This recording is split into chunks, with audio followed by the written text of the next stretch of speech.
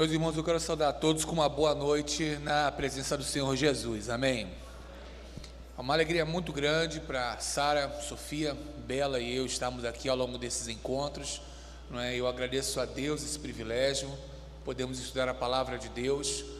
Agradeço a você, Igreja Batista no Lins, porque, como a gente sabe, não é? Já dissemos em outros momentos, não é simples, não é fácil você sair de um dia de trabalho, você vir para estudar, não é? Até a mente às vezes absorve um pouco menos, não é tão simples, mas a gente louva a Deus pela sua vida e pelo privilégio de a gente estar juntos aqui, não é?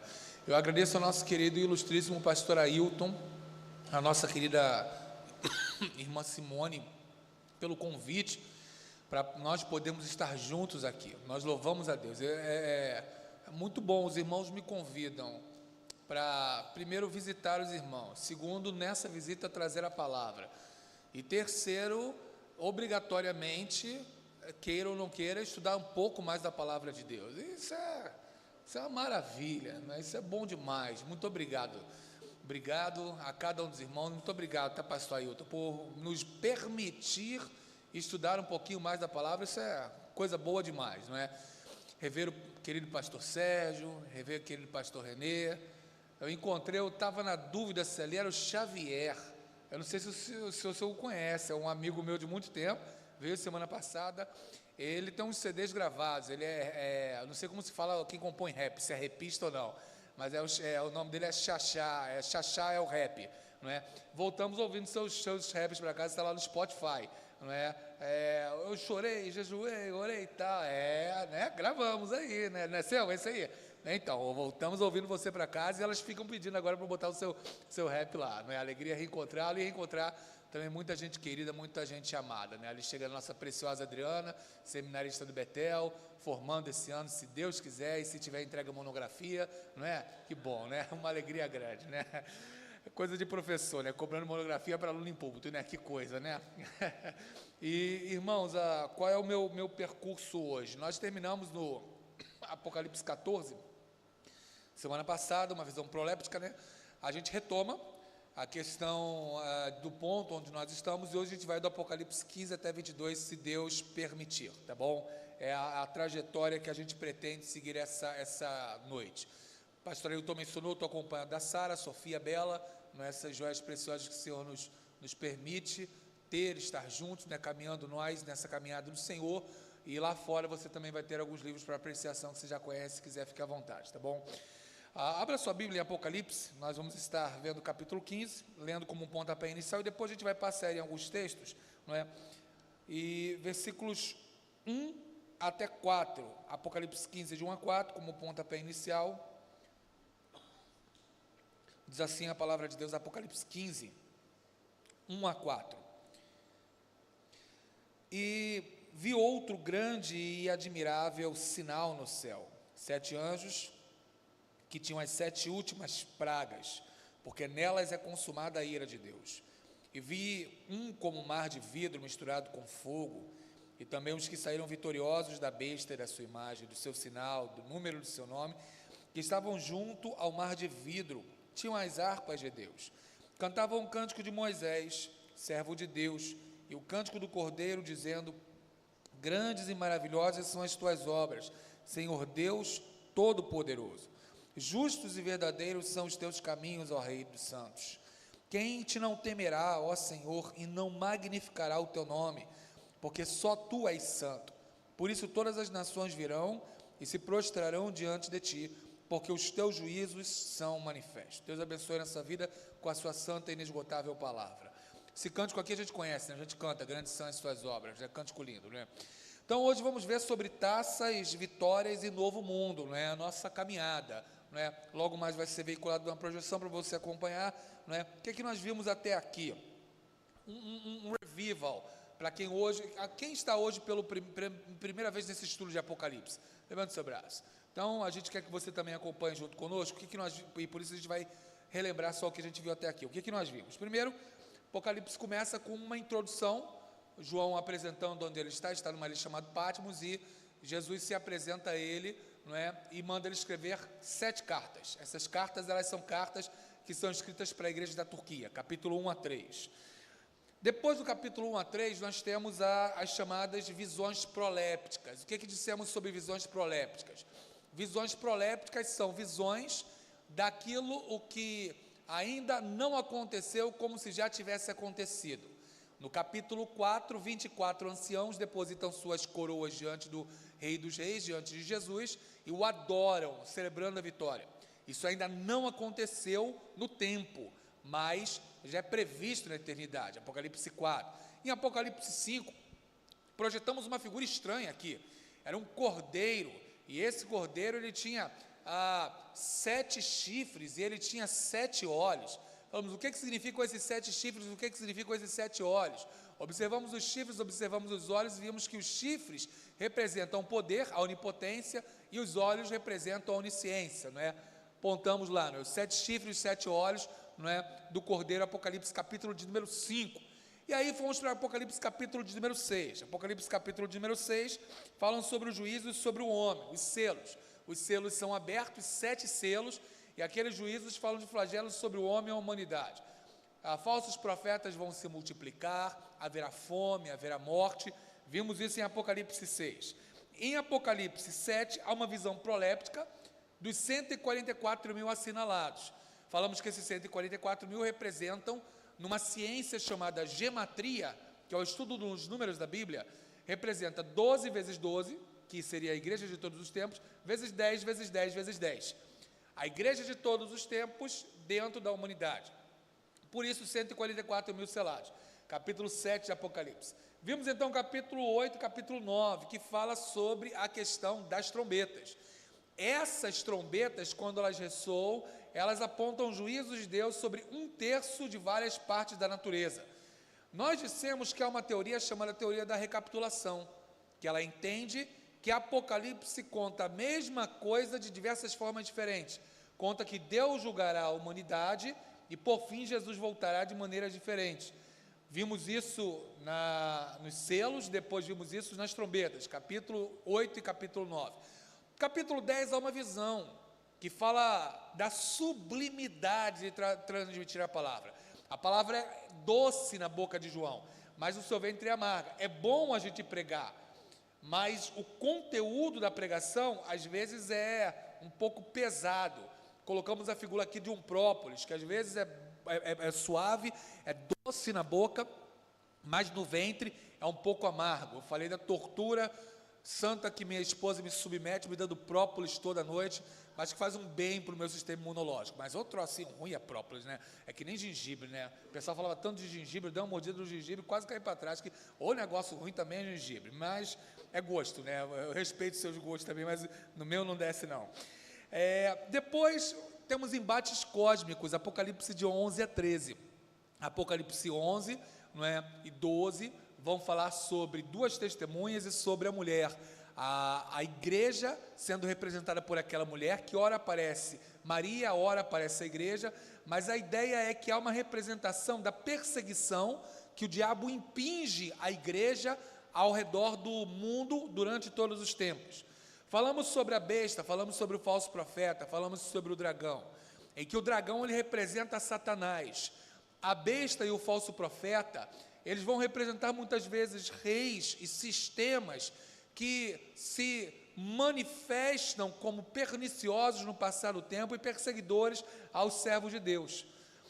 Muitas vezes isso pode se manifestar de uma maneira mais pontual, como será na parte final, na reta final de Apocalipse, como por exemplo o anticristo, aquele que é contra Cristo, que persegue os cristãos, que pode ser um rei ou uma personagem desse grande sistema, ou desse grande Estado.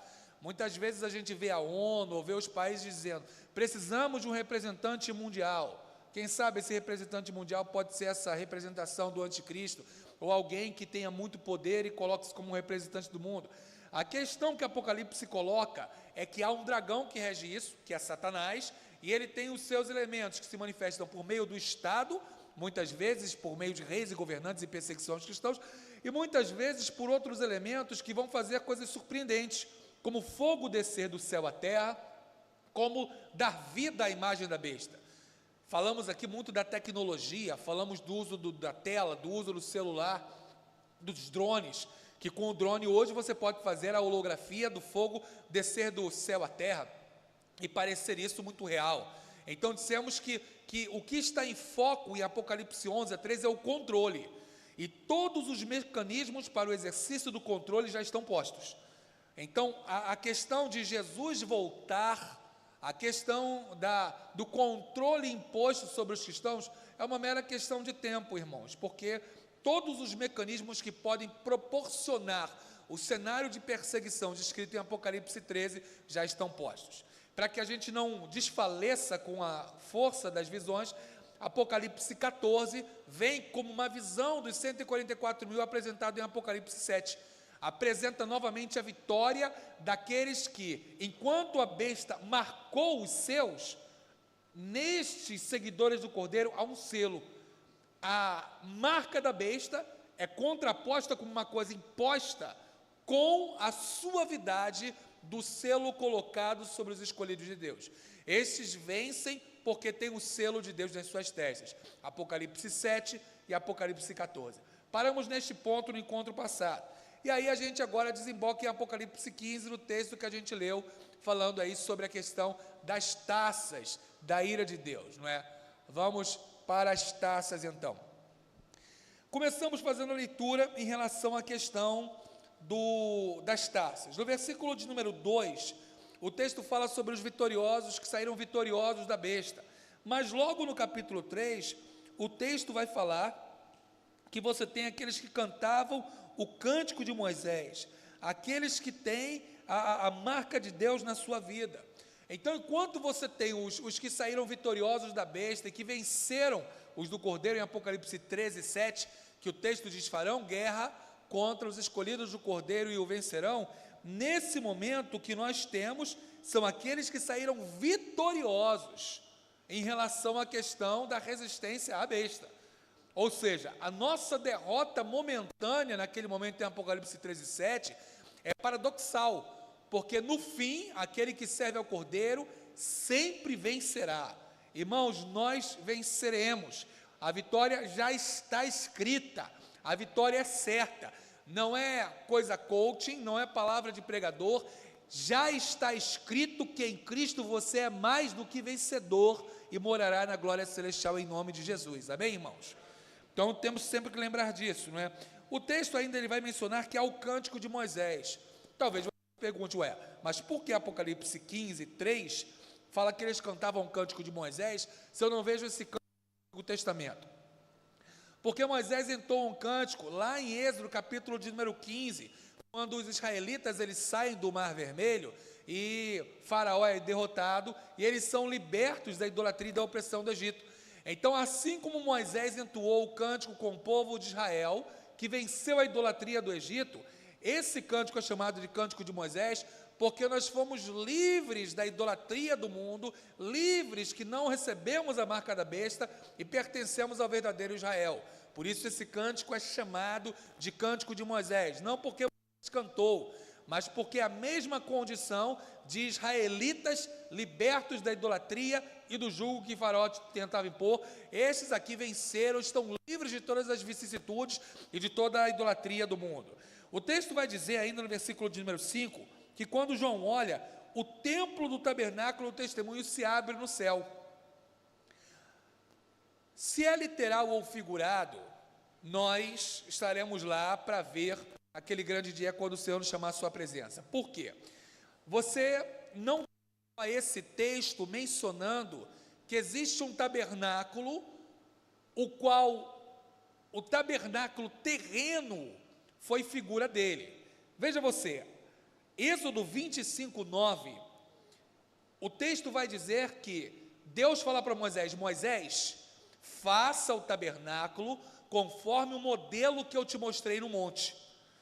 Então houve um modelo que Deus mostrou a Moisés para que Moisés fizesse o tabernáculo.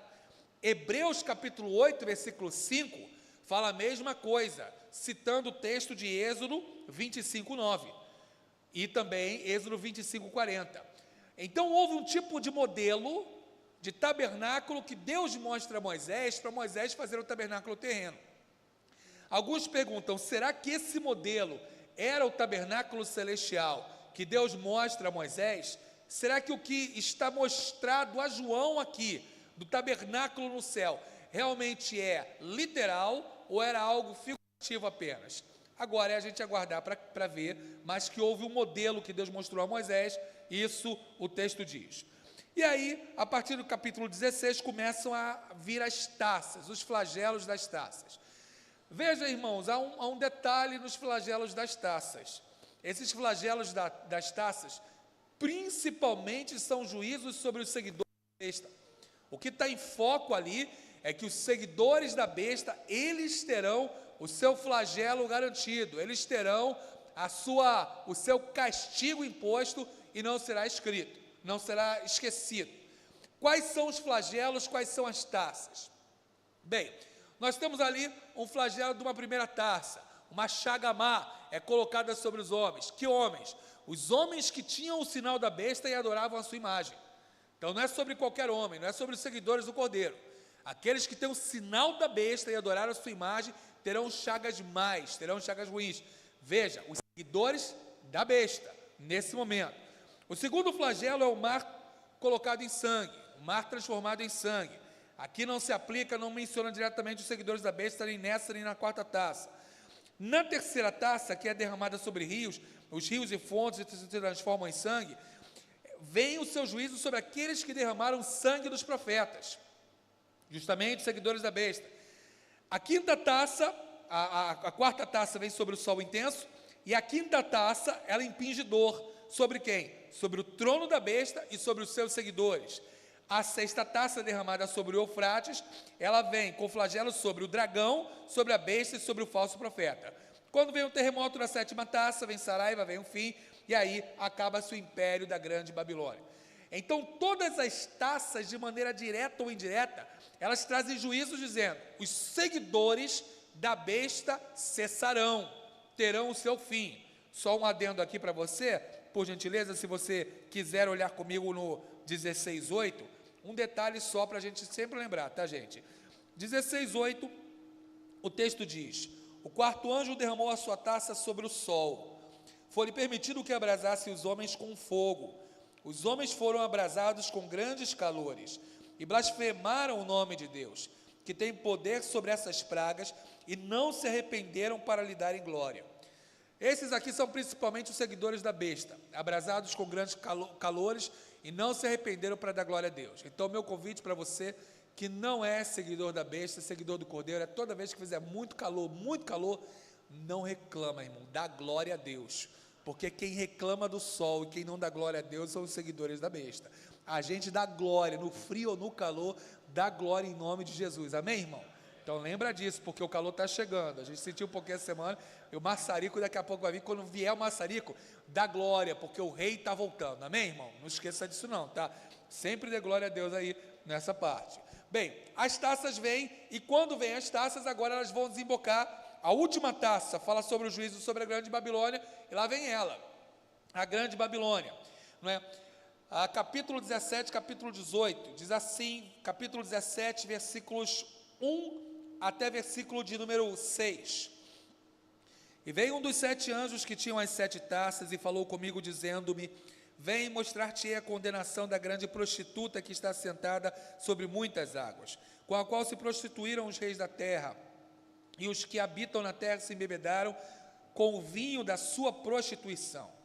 Levou-me a um deserto, vi uma mulher assentada sobre uma besta de cor de escarlate, que estava cheia de nomes de blasfêmias, e tinha 7 cabeças e 10 chifres. A mulher estava vestida de púrpura, de escarlate, adornada com ouro, pedras preciosas e pérolas.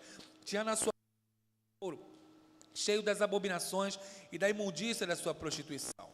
Na sua testa estava escrito o nome, mistério, a grande Babilônia, a mãe das prostituições e abominações da terra. Vi que a mulher estava embriagada do sangue dos santos e do sangue das testemunhas de Jesus, e vendo-a eu, maravilhei-me com grande admiração. Maravilhar-se no sentido de surpresa, tá bom, gente? Veja, a imagem projetada é meramente pictográfica, de algum artista contemporâneo, mas de alguma maneira pode representar ou simbolizar alguma coisa perto do que João viu, mas só hipoteticamente. João vê essa grande Babilônia, ela tem prostituição. Na Bíblia, quando você vê, principalmente no livro de Osés, mas não só, nos três grandes, maiores profetas, você tem ali Isaías, Jeremias, Lamentações, Jeremias, Ezequiel e Daniel, mas quando você vê em Ezequiel, Daniel e Isaías, idolatria sempre é prostituição, tá? Então você está trabalhando com a idolatria como prostituição. O povo de Israel é chamado de adúltero, muitas vezes em Oséias e Ezequiel, porque ele idolatrou. Então essa idolatria pode ser um tipo de religiosidade idólatra com a qual lucra-se. Então quando se pensa numa Babilônia, como sobre os reis da terra, sobre essa besta que tem cabeças e chifres, 7 cabeças e 10 chifres, você está pensando em todo um sistema religioso idólatra, que muitas vezes está sobre os reis da terra, mas é interessante, porque daqui a pouco, no final do capítulo, os reis se voltam contra ela e comem a sua carne. Qual é a ideia que subjaz aqui? Que de alguma maneira ou outra, a religiosidade idólatra, com a qual muitos lucram, ela de alguma maneira é defendida por alguns reis da terra, que em algum momento vão se voltar contra ela. Por isso, muitas vezes, eu vou falar algo, se você é de outra tradição religiosa, por gentileza, não se melindre com isso, e não se chateie com isso, mas existe uma determinada tradição religiosa, que é interpretada por muitos, por ter um Estado, que rege todas as suas riquezas, e rege todo o seu sistema religioso, que muitas vezes é muito benquisto por muitos reis de todo o mundo, que é interpretada muitas vezes com essa Babilônia. Eu não estou aqui querendo dizer que essa Babilônia é esse Estado que, com a sua religiosidade e idolatria, rege os reis da terra. Mas o que eu quero dizer é que há muitas similaridades. Mas eu não quero personificar as coisas. O que eu quero dizer é que, analisando no princípio que a gente colocou na primeira aula lá, a analogia das Escrituras, interpretar um texto bíblico a partir de outro, é que na Bíblia, prostituição é muitas vezes sinônimo de idolatria. Idolatria é como prostituição. Então essa mulher aqui, ela vai representar a idolatria religiosa, com a qual muitos têm lucro. Por exemplo, de maneira jocosa, falou lá que em determinado momento um professor do seminário Betel, para mexer com os alunos, foi na papelaria há muito tempo atrás, e num dia que os alunos estavam desesperados com a prova, ele falou para a vendedora: você pode me ver, por favor, aquela caneta ungida, aquela que faz tirar 10 na prova do nosso professor de grego? Ela, pois não, rapidamente, ela caiu na brincadeira, pegou e deu para ele, vendo os alunos ali de olho.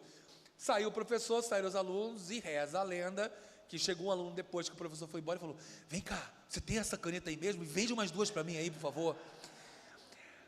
Então, Nicodemos, no seu livro O que Estão Fazendo com a Igreja, publicado em 2008 pela Mundo Cristão, ele diz que o desejo que a igreja tem, muitas vezes por idolatrar uma pessoa, é herança de uma determinada tradição religiosa predominante no Brasil, na alma evangélica. Então, muitas vezes, há uma inclinação do coração humano para adorar, para idolatrar. E em Apocalipse isso fica visível como os reis se aproveitam disso. Eles se aproveitam dessa tendência à idolatria e tendência a querer colocar outra coisa em lugar de Deus para manipular. Mas em algum momento o próprio Estado vai se voltar contra esse tipo de idolatria ou religiosidade. O texto vai dizer, no versículo de número 14, 17, 14, estes combaterão o Senhor dos senhores e o Rei dos reis, vencerão os que estão com ele, chamados eleitos e fiéis. E disse-me: as águas que viste onde se assenta a prostituta são povos, multidões, nações e línguas. Os 10 chifres que viste na besta são os que aborrecerão a prostituta, a porão em desolação e nua, comerão a sua carne e a queimarão no fogo. Veja você, a besta está assentada sobre os reis, mas daqui a pouco os reis se voltam contra ela, eles a matam, eles comem a sua carne e põem fogo. Então a idolatria e a religiosidade vã servem aos reis para manipulação do povo, mas daqui a pouco, em algum momento, o Estado vai dizer: não, acabou, tem mais religiosidade, não tem mais religião, não tem nada. Então há um tempo em que haverá uma beligerância contra a prostituta, contra essa grande Babilônia, seria esse sistema religioso geral que tenta manter o povo cego de alguma forma, não é? Assim como a Babilônia quis alcançar Deus, por que Babilônia? Assim como a Babilônia quis alcançar Deus, a idolatria tenta fazer da mesma forma, tenta tomar o lugar de Deus. A mesma religiosidade idólatra adotada por reis e estados será execrada por eles mesmos. A prostituta Babilônia, essa prostituta aqui, ela é a contraposição da noiva. Enquanto a igreja é a noiva pura e imaculada, a Babilônia é uma prostituta imunda. Então, o texto de Apocalipse, ele vai trabalhando com esses binômios, com esses paralelismos. Você tem a Babilônia imunda e prostituta, e você tem a igreja noiva e santa. Então, é um binômio colocado aqui também, um par que no final, a gente volta a esse tema e a gente vai ver. Do capítulo 17 e 18, no 18 a Babilônia cai, termina, é terminada, exterminada. No capítulo 19, você chega com a vitória do Cordeiro, a vitória do Cordeiro Santo, o cavaleiro do cavalo branco, né? Que maravilha, não é? Então, no capítulo 19, os 24 anciãos voltam, os 24 anciãos lá do capítulo 4, sumiram, não é? Mas voltaram aqui.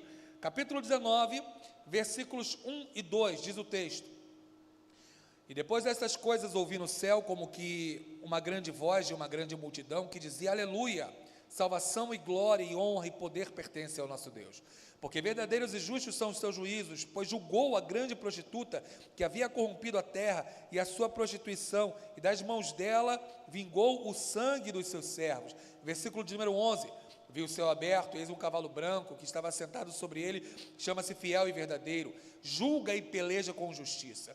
Seus olhos eram como chama de fogo, sobre a sua cabeça havia muitos diademas, e tinha um nome escrito que ninguém sabia, senão ele mesmo. Estava escrito com uma veste salpicada de sangue, e o nome pelo qual se chama é a Palavra de Deus. Que maravilha, irmãos, a vitória do Cordeiro. Os 24 anciãos, representando a igreja, aparecem agora. Então você tem a vitória final do Cordeiro, não é? Lá no capítulo 4, eles estão naquela visão proléptica, e agora aparecem novamente aqui, prostram-se diante do rei. O casamento com a noiva agora, a vitória do Cordeiro, o cavaleiro vem quando? Quando a prostituta é derrotada, e agora vem a Virgem Santa e Imaculada, a noiva do Cordeiro. Então você tem essa contraposição, a Babilônia é derrotada, a noiva pura vence. Vale a pena servir a Deus, irmãos. Vale a pena, às vezes, você ser chacoteado, você ser zombado. Tá na igreja por quê? É crente por quê? Colega de faculdade, colega do trabalho, pega no pé, vai para a gandaia, faz tudo e apronta todas e quer pegar no seu pé. Lembre-se sempre, vale a pena, vai valer a pena, porque nós estaremos nas bodas do Cordeiro naquele dia. Nós estamos aqui no capítulo 19, nós chegaremos lá. Vale a pena servir a Deus em nome de Jesus. Cordeiro vai vencer. Então, capítulo 19 aponta a vitória do Cordeiro.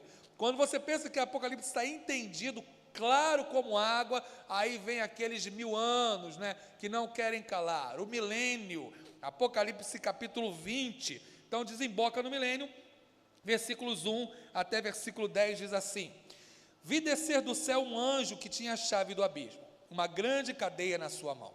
Ele prendeu o dragão, a antiga serpente, que é o diabo e Satanás, amarrou-o por 1000 anos, lançou-o no abismo e ali o encerrou. Pôs selo sobre ele, para que não mais engane as nações até que os 1000 anos se acabem. Depois, importa que seja solto por um pouco de tempo.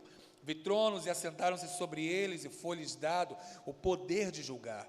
Vi as almas daqueles que foram degolados pelo testemunho de Jesus, pela palavra de Deus, e que não adoraram a besta nem a sua imagem, e não receberam o sinal em suas testas nem em suas mãos. E viveram, e reinaram com Cristo durante 1000 anos. Mas os outros mortos não reviveram até que os 1000 anos acabaram. Esta é a primeira ressurreição. Bem-aventurado o santo que tem parte na primeira ressurreição. Sobre estes não tem poder a segunda morte, mas serão sacerdotes de Deus e de Cristo, e reinarão com ele 1000 anos. E acabando-se os 1000 anos, Satanás será solto de sua prisão. Sairá a enganar as nações que estão sobre os 4 cantos da terra, Gog e Magog, cujo número é como a areia do mar, para as ajuntar em batalha.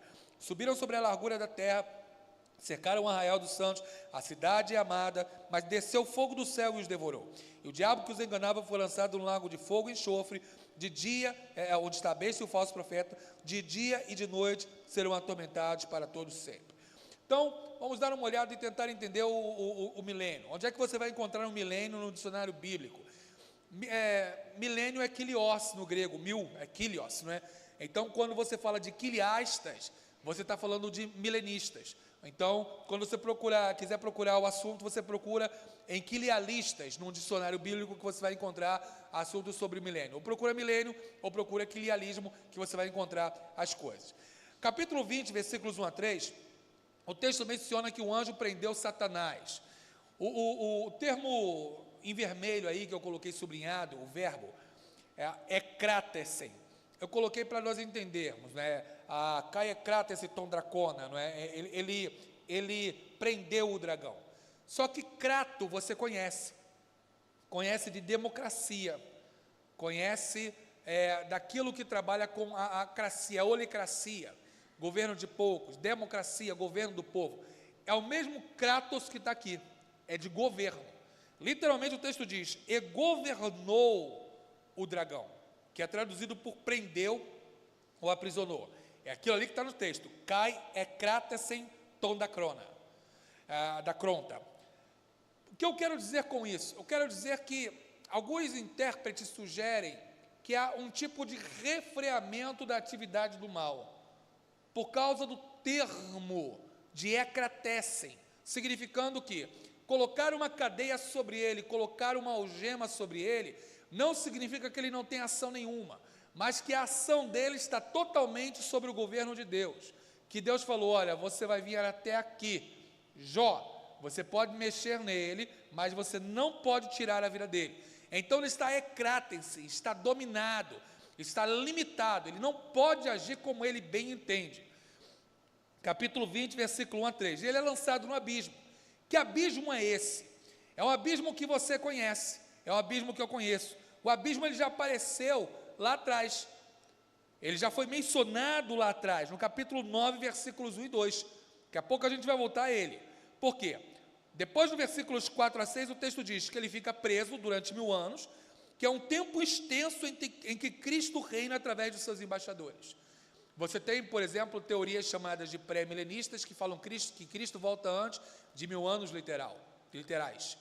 Ou teorias pós-milenistas, que falam que o mundo vai melhorar tanto e vai progredir tanto, e depois Cristo volta depois desse período de progresso.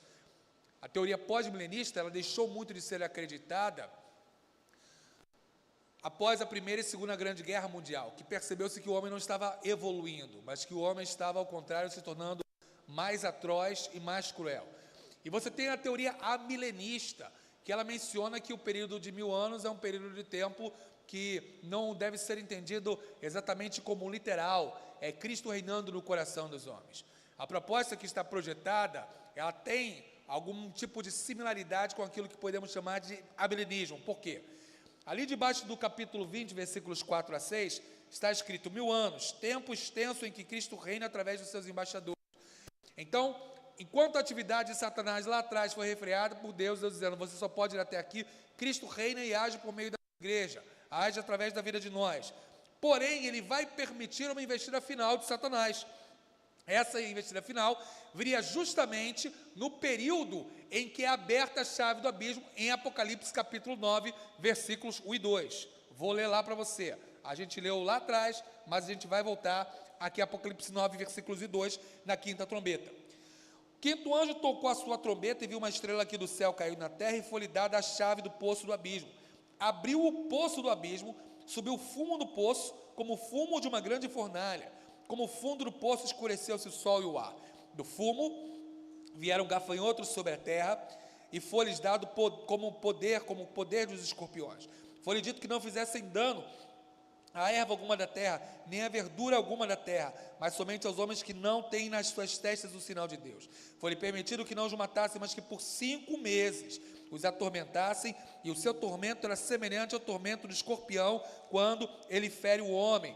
Versículo de número 8, 7 e 8. O parecer dos gafanhotos era semelhante aos de cavalos aparelhados para a batalha, sobre as suas cabeças como uma coroa, como semelhante ao ouro, seus rostos como rostos de homens, cabelo como cabelo de mulheres, seus dentes como dentes de leões, tinham as couraças como couraças de ferro, o ruído das suas asas era como o ruído de carros, quando muitos cavalos correm ao combate. Tinham caudas semelhantes às dos escorpiões, aguilhões nas suas caudas. Seu poder era para danificar o homem por 5 meses, e tinham sobre si o rei, o anjo do abismo. Em hebraico seu nome é Abaddon, e em grego é Apolion. Passado é já um ai, e eis que depois disso vem ainda 2 ais. Então aqui é liberto um anjo do abismo. Qual é a ideia? A ideia é que Satanás sempre esteve sob o controle de Deus, Deus segurando e governando.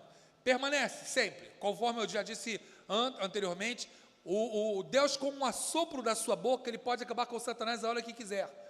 Mas por causa dos seus próprios fins, ele permite com que no final haja uma intensificação da malignidade, como que libertando o diabo, dizendo: vai, faz o que você projetou, o que você quer fazer agora. Mas, evidentemente, nem assim o diabo foge sobre o controle de Deus. É como Jó, repito, você pode tocar, mas você não tira a vida dele, você tem um limite. Então, ele é liberado para essa parte final, onde depois ele vai fazer uma guerra. O texto vai prosseguir no capítulo 20, dizendo que ele vai levantar, versículo 9, versículo 10, que subiu na largura da terra, cercaram a cidade dos santos, a cidade amada, mas desceu fogo do céu e os devorou. A batalha de Armagedon, a batalha de Gog e Magog. Então você tem Gog e Magog juntos, as nações juntas contra o Cordeiro, que não é novo. A gente já viu isso no 6º selo, a gente já viu isso na 6ª trombeta, a gente já viu isso na 6ª taça. Em um momento são mencionados 200 milhões de homens, em outro momento é mencionado Armagedon, e aqui é Gog e Magog. Mas são maneiras diferentes de Apocalipse falar que o diabo, no 5º selo, 5ª trombeta, ele é solto, ele sai. Vem uma investida no mal permitida por Deus. Ele saiu para enganar as nações. Aí você tem 6º selo, trombeta e taça. Lá no selo, junta 200 milhões. Lá nas trombetas, é a batalha de Armagedon. Aqui, agora, ele junta Gog e Magog. Ele vem junto à humanidade numa investida final contra os escolhidos de Deus. Essa é a ideia. Não são vários momentos de várias batalhas, uma batalha de 200 milhões, uma batalha de Armagedon e uma batalha de Gog e Magog. São maneiras distintas de dizer a mesma coisa. Uma investida de Satanás mobilizando a humanidade contra os seguidores do Cordeiro.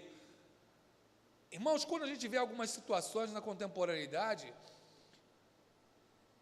não são boas. A gente sofre e vê a injustiça parecendo prevalecer. Mas é o que vai acontecer. O que vai acontecer é que antes de nós morarmos no novo céu e na nova terra, haverá uma permissão divina para uma grande perseguição sobre os cristãos. Hoje, estatisticamente, pelo Missões Portas Abertas, de cada 3 cristãos, 1 morre. É que aqui a gente não morre no martírio. Aqui a gente tem outras questões. Mas o mundo não está fácil. Circulam vídeos na internet de que até fazer oração silenciosa na Inglaterra hoje é penalizado. E a gente vê isso aí em várias partes da Europa. Você vai para onde? Para a Ásia, janela 10x40? Então vai disposto a ser um mártir. Vai para onde? Vai para a Oceania, onde você tem ali também uma beligerância em alguns cantões em relação ao Evangelho. No Brasil a gente tem uma perseguição ideológica? Tem. Mas em todo o mundo está assim. E, lamentavelmente, essa luta da humanidade contra os escolhidos de Deus já está descrita. A questão é nós nos aprofundarmos na fé, porque haverá algum tipo de perseguição. Ora, com um contorno talvez ideológico, ora com um contorno talvez físico, ora com um contorno tecnológico. Os contornos vão mudar de acordo com os textos apocalípticos. Mas a ideia é, o diabo sai numa última investida contra a humanidade e prepara a humanidade para perseguir os seguidores do Cordeiro. Entenda, existem situações nos últimos tempos que não serão cognitivas, serão espirituais. Por isso, haverão explicações que você vai tentar dar para o seu colega de trabalho, para o seu familiar, ele não vai entender. Não vai entender, não é porque os seus argumentos epistemológicos e cognitivos não foram bons, mas porque é uma cegueira dos últimos tempos. É porque o coração está obliterado, está obscurecido, está obnubilado, está fechado para entender as coisas de Deus. João 15:19. Sabei que porque não sois do mundo, o mundo vos odeia. É simplesmente por isso, pelo fato de você não ser do mundo. Muitas vezes você vai sofrer uma resistência que não é lógica. E nós estamos passando por um momento mundial ilógico, por um momento totalmente desconexo. E esse momento desconexo, ele tem explicação bíblica e apocalíptica. Significa dizer que você tem que entender nesse tempo, a palavra, quando os profetas menores dizem, nos últimos tempos, o que for prudente guardará silêncio, porque os tempos serão maus. Significa dizer que você não vai poder conversar sobre tudo com todos. Você não vai poder conversar sobre as coisas apocalípticas com quem não desejar entender, com quem estiver com o coração fechado. Você não vai poder falar qualquer coisa para qualquer pessoa, porque os dias serão maus. Falar uma coisa, muitas vezes para você é simples, vai ser comprar briga com outras pessoas. Então, nos últimos dias nós precisaremos de sabedoria. Você não vai poder falar as coisas com todo mundo. Vai ter que escolher com quem você vai conversar com certos assuntos, porque nem todo mundo vai entender você da maneira como você acha que todo mundo compreende. Às vezes eu acho interessante, estava algum tempo dando aula numa escola no passado, uma escola confessional, e no primeiro dia de aula, uma aluna muito bem intencionada, mas pouco vivida, com seus 14 anos, segundo ano do ensino médio, ela levantou e disse: gente, peraí, deixa eu dar uma notícia. Aqui todo mundo votou em fulano, né? Como todo mundo, eu sei que todo mundo votou em fulano, deixa eu dizer aqui, tal. Eu quase que olhei para ela e falei: menina, cala a boca, menina, fica sentada no lugar. Ela não sabia, mas ela tirou um pino de uma granada, inocente, não é? Pura, achando que todo mundo participava da opinião dela, e não era assim. Não era assim na minha sala, e não é assim em lugar nenhum, irmão, nem na sua família, nem entre a sua parentela. Então você vai ter que escolher com quem conversar, e vai ter que guardar silêncio, amém? Falei para quem está do seu lado, você vai ter que saber com quem conversar, pode dizer, você vai ter que saber com quem conversar, vai ter que saber com quem conversar. E depois, capítulo 20, versículos 11 a 15, Jesus volta, é a culminância do 7º selo, trombeta e taça. Bem, Jesus voltou, Apocalipse 20, ali, uma recapitulação novamente. Depois você tem 21 e 22, o novo céu e uma nova terra, não é? O novo céu e uma nova terra, prescritos no versículo de número 1 e versículo 2, diz o texto: vi um novo céu e uma nova terra, porque já o primeiro céu e a primeira terra passaram, o mar já não existe. E eu, João, vi a cidade santa, a nova Jerusalém, que de Deus descia do céu, adereçada como uma esposa ataviada para o seu marido. E ouvi uma voz do céu que dizia: eis aqui o tabernáculo de Deus com os homens, pois ele habitará e eles serão o seu povo, e o mesmo Deus estará com eles e será o seu Deus. E Deus limpará dos seus olhos toda lágrima, não haverá mais morte, nem pranto, nem clamor, nem dor, porque já as primeiras coisas são passadas. Bem, você tem um novo céu e uma nova terra. Há várias teorias, mas as duas principais são que você vai estar tratando de uma nova criação literal, ou você vai estar tratando da restauração da criação. Então Deus vai destruir tudo isso daqui e vai fazer de novo. Outros dizem que vai haver uma restauração, vai passar o fogo e depois Deus reorganiza essa terra. Entendo os que defendem essa tese, porque os que defendem essa tese afirmam que não entendem que Deus destruiria a sua obra, a sua criação original. Mas eu tenho duas questões, dois sinões em relação a isso, e entendo que a terra toda, novo céu e nova terra, serão recriados. Por quê? Em primeiro lugar, 2 Pedro 3,10, diz que os elementos ardendo em fogo se desfarão. Dá a ideia de que tudo será queimado, tudo será desfeito. E segundo, por causa daquele termo ali, que eu ressaltei, em vermelho, né? E vi, caieidon, e vi oranon, né? O céu, kainon, kaigei, né? E vi um novo céu e uma nova terra, kainon. Os dois termos em vermelho são o mesmo. Kainon, no grego, é traduzido em português por novo. Mas você tem dois termos para novo no grego: kainon, que é o que está projetado, e neos. Neos é um novo em idade, cronologia. Sofia é neos, cronologia. Kainon é novo em qualidade. Você comprou algo novo. Então neos é novo em quantidade, kainon é novo em qualidade. O que o texto usa é kainon, não é neos. Ele está dizendo que vai haver uma nova qualidade de terra, um novo tipo de terra, um novo tipo de céu. Então, exegeticamente, me parece que o que é mais plausível é que essa ordem ela já está tão desgastada que haverá uma nova qualidade de céu e uma nova qualidade de terra que serão refeitos, serão recriados, e não apenas uma restauração, mas uma nova criação, uma nova qualidade de elementos ordenados. Por que haveria a necessidade dessa nova criação? Qual seria essa necessidade? Bem, porque a criação anterior já está completamente deteriorada. Os profetas já falam isso, Isaías 24:20. A terra cambaleia como ébrio, ou seja, a terra está bêbada, como um bêbado, Isaías 24:20. Ezequiel 33:21. Ferida está a cidade, falando Ezequiel sobre a sua terra. Salmo 55:9 e Romanos 8:22, textos que falam que a criação ela geme até agora, aguardando ser redimida, como que estando com dores de parto. Então os textos bíblicos apontam por uma terra cambaleante, por uma terra ébria, uma terra que não mais está sóbria. Por quê? Muito sangue derramado, muita poluição, muita devastação de todas as maneiras no que a gente tem, e conseguimos a proeza de sujar até o espaço com lixo espacial. Então a coisa já está muito suja, irmãos, a coisa já está muito devastada. Há uma necessidade de uma nova criação. Agora, essa nova criação é uma nova criação linda.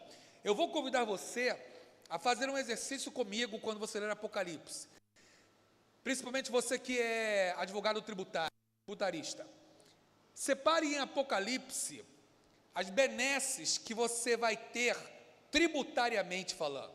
Os impostos que você não vai ter que pagar. Eu dei uma olhadinha em Apocalipse rapidinho e separei alguns impostos que a gente vai ficar livre de uma vez para sempre. Apocalipse 21:1. Vi um novo céu e uma nova terra. O primeiro céu e a primeira terra e o primeiro mar já não existe. Nós estaremos livres do IPTU, você não vai ter que pagar mais imposto sobre a terra, Deus vai te dar a terra. Não haverá clamor, dor, morte e pranto. Então você não vai ter dor, não vai precisar mais do INSS. Você vai, de graça, vai beber de fonte da água da vida. Não vai pagar IPI, imposto sobre produto industrializado. Não vai precisar comprar mais água mineral, porque ela vai estar dada para você, água pura, maravilhosa. Quem vencer herdará. Você não vai precisar pagar imposto de transmissão, de causa mortes, não é, ou doação. Você vai herdar a terra, não vai pagar imposto sobre isso. A fábrica vai funcionar. Apocalipse 21:18, o texto diz: a fábrica no seu muro era de jaspe, a cidade de ouro puro, semelhante a ouro a vidro puro. Você não vai pagar imposto sobre circulação, serviços, você não vai precisar pagar isso, porque a fábrica vai funcionar sem patrão dando bronca. Você não vai precisar pagar a CIP, porque Deus tem iluminado a cidade. Não vai pagar contribuição de iluminação pública, você vai ter luz de graça. Você não vai precisar pagar IPVA, porque as portas não vão se fechar. Então não vai pagar o imposto sobre circulação de veículos automotores. Você vai poder andar pagando, sem pagar IPVA, com a calçada boa, rua sem buraco, irmão. Você não vai precisar pagar PIS nem CONFIS, porque não entrará nela alguma coisa que contamine, e na sua testa estará o seu nome. O PIS, o Imposto de Integração Social, o CONFIS, você não vai precisar estar pagando também na sua vida para a Seguridade Social, porque a segurança social vai estar garantida para todos nós, e eles reinarão para todos sempre. Você não vai precisar pagar o imposto de transmissão em bem imóveis, o IPVI, 6% daquilo que você ganha. Você não vai precisar pagar porcentagem nenhuma, porque você vai ter a casa celestial garantida para sempre, irmãos. Que maravilha, irmão. Chega de 40% de impostos, irmãos. Não vai ter imposto. Que maravilha. Vai ser uma bênção. Esses foi o que eu, como leigo, encontrei. Vai um advogado tributarista, mergulha na Escritura, mergulha aqui no final, só do novo céu e na nova terra. Encontra aí o que você não vai pagar. Tem muita coisa. É o que Deus preparou para nós. Por que isso vai acontecer? Por que a gente precisa disso? Ora, há um porquê que a gente vai usufruir disso. Porque, irmãos, o mundo é esse. Como é o mundo hoje? O mundo é nihilista. As pessoas estão sem sentido, sem propósito. Você vai conversar com jovens universitários, às vezes não tem mais sentido de vida, não tem mais propósito. Trabalham com uma cultura woke, coisa esquisita, coisa complexa. Não vou nem mexer nesse vespeiro, porque o assunto não é esse, mas vou deixar só para lá. Não é? O mundo, Bowman chama, o mundo é líquido, o mundo passa, muito rápido, irmãos, muito rápido. Quem aqui nasceu na década de 70, na década de 80, sofre quando troca de celular para fazer a transferência simplesmente de dados de um celular para o outro. Pessoas que nasceram na década de 60, quando o netinho ele pega o controle da TV a cabo e deixa fora do canal, não consegue nem colocar para a TV aberta, não consegue nem ajeitar ali, porque vai muito rápido. Quem nasceu no período de 2000 em diante para cá, não conhece nem o som da internet de escada, porque já nasceu no mundo conectado. Enquanto você vai conversar com o seu avô e sua avó que nem sonhavam em ter internet. Talvez alguns aqui cuja avó lavava roupa na água corrente de um rio, como é o caso das minhas, em que minha sogra lavava roupa em água de rio. Falar internet hoje, internet. Irmãos, a coisa vai muito rápida, não é? Esse mundo líquido, um mundo transhumanista, onde o celular se tornou uma extensão do nosso corpo. Todos nós nos tornamos um pouco androides. Parece que o presidente de uma grande nação europeia vai ligar para nós em qualquer momento, porque a gente não solta do celular na mão. O celular, ele é a última coisa que nós tocamos quando vamos dormir e a primeira coisa que nós tocamos quando vamos levantar. Nós nos tornamos um pouco androides. O celular se tornou a extensão do nosso corpo, de maneira que a gente usa ele para acordar como despertador, a gente usa ele para a saúde, contando os nossos passos, a gente usa ele como memória, guardando os números de telefone dele, a gente usa ele como agenda, a gente usa ele como conta bancária, porque tem o nosso QR Code, o nosso Pix lá, e tudo isso foi feito propositadamente, para nos deixar dependentes dele. E aí a gente vai se tornando um negócio que não gosta de ninguém, que não fala com ninguém, que briga com todo mundo, que cancela qualquer um por qualquer coisa, que não pode elogiar porque não sabe se o outro vai gostar, que não pode exortar porque também não sabe se o outro vai gostar. É o mundo que a gente está. Então, Jesus voltando vai ser uma bênção para todos nós, vai ser uma maravilha. Aí a gente deixa as nossas diferenças de lado, segue adiante, enquanto aqui a gente convive com Ele, está com Jesus no nosso meio, mas a gente precisa se encontrar nele. É só nele que a gente se encontra, nele que a gente caminha. Então, o que nós estamos falando? E aí a gente caminha para a aplicação para finalizar. Nós falamos sobre isso. É isso que nós mencionamos, é isso que nós falamos. Esse é Apocalipse.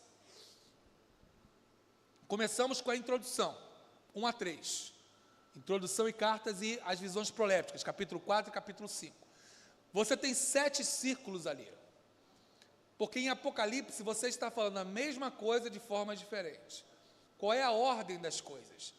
A ordem das coisas é: a humanidade se degenera, haverá um ciclo de devastações sobre o homem, sobre a natureza, que vão se intensificar com a permissão do diabo intensificar o mal nos últimos dias. O diabo tenta perseguir os cristãos, Deus os assinala, os protege, os guarda e Jesus volta.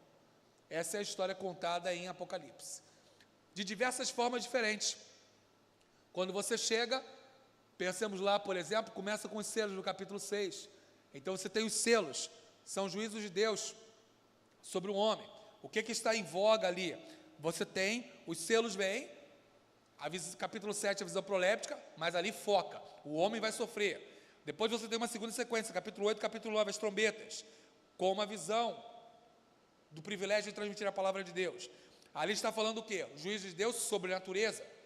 Depois você tem uma terceira sequência, nos embates cósmicos, capítulo 11, capítulo 13, que aí já é uma outra questão, a besta contra os cristãos, Satanás, o dragão, dominando, com os reis desse mundo e sistemas políticos, com algum aparato que lembra um pouco da tecnologia, perseguindo os cristãos, ora espalhado sobre diversos reis, não é? Sobre 7 reis, sobre 10 reis, ora com um rei prevalecendo, que Daniel chama lá do chifre menor, que seria o anticristo, não é?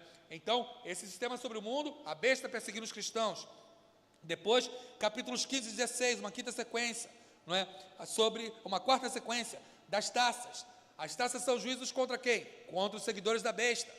Depois você tem uma quinta sequência, que contrapõe a Babilônia e a noiva. Então ali mostra o embate cósmico do quê? Do sistema religioso idólatra, dominando os reis da terra, e os reis da terra gostando daquele mercado, mas depois se colocando contra o próprio sistema político religioso, e esses estão contrapostos quem? Contrapostos à noiva, à igreja. Depois você tem o capítulo 19, mostrando o cavaleiro do cavalo branco, Cristo contraposto quem? Contraposto à besta, ao falso profeta. mas Cristo vencerá, para chegar no capítulo 20, mostrando o reino de Deus, quando Deus, em algum momento lá atrás, ele diz: Satanás, você está sob o meu governo, ele lhe prende, lhe aprisiona, e você vai até aqui, onde eu permiti, para permitir ele ser liberado após esses 1000 anos, que seria um período de tempo indefinido, ele vir sobre a humanidade de maneira mais intensa, contrapõe o reino de Deus e o domínio da besta. Reino de Deus e o domínio da besta. Nunca a gente deve utilizar na linguagem teológica o reino da besta, porque existe um rei só, que é Jesus. A besta tem domínio, mas ela não é rei, ela não é rainha, não é só há um rei, que é Jesus. E por trás ali está o mundo, que é o novo céu e a nova terra. Então esse é o cenário apocalíptico, ou seja, a humanidade caída, homem e natureza têm flagelos, o diabo intensifica o mal, vem sobre a humanidade, Deus protege os seus escolhidos e no final Jesus volta. Essa é a história apocalíptica. Bem, o que nós temos aí no nosso último encontro para nossa vida, aplicando o nosso coração? Dessa forma, primeiro, lembre-se, busque estar escrito no livro da vida do Cordeiro, busque estar escrito nesse livro, não é? Versículo 27, o texto diz, capítulo 21, não entrarão nela, na Nova Jerusalém, coisa alguma que contamine, cometa abominação e mentira, mas só os que estão escritos no livro da vida do Cordeiro. Busque estar escrito no livro. Na Nova Jerusalém não vai entrar quem não estiver escrito no livro. Seu nome já está lá, com certeza.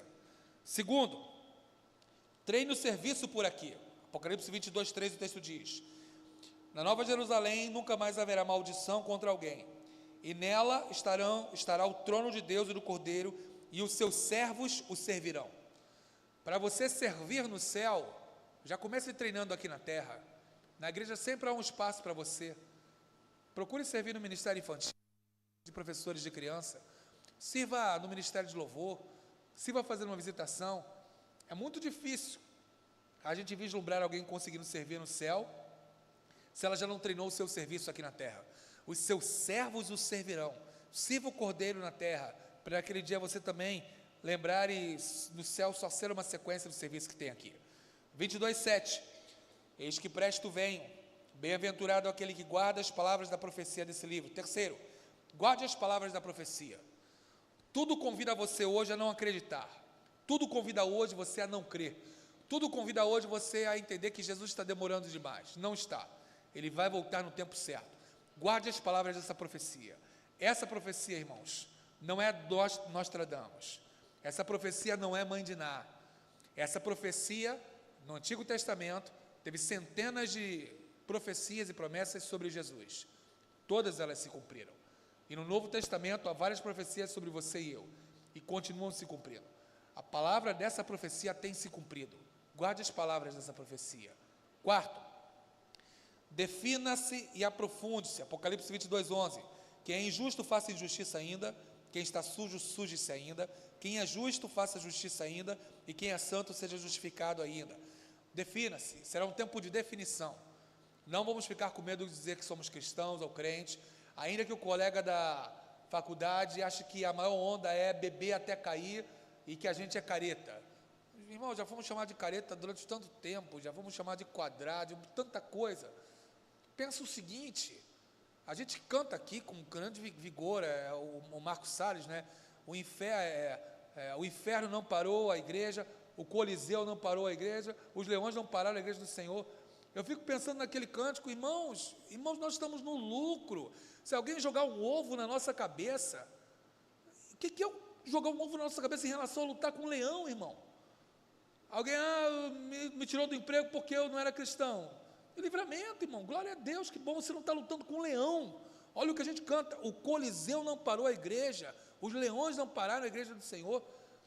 Então, enquanto eu não for lutado, eu não estiver lutando com o leão, já estamos num patamar muito mais tranquilo, muito mais cômodo do que aquele pessoal lá do primeiro século. Então, defina-se.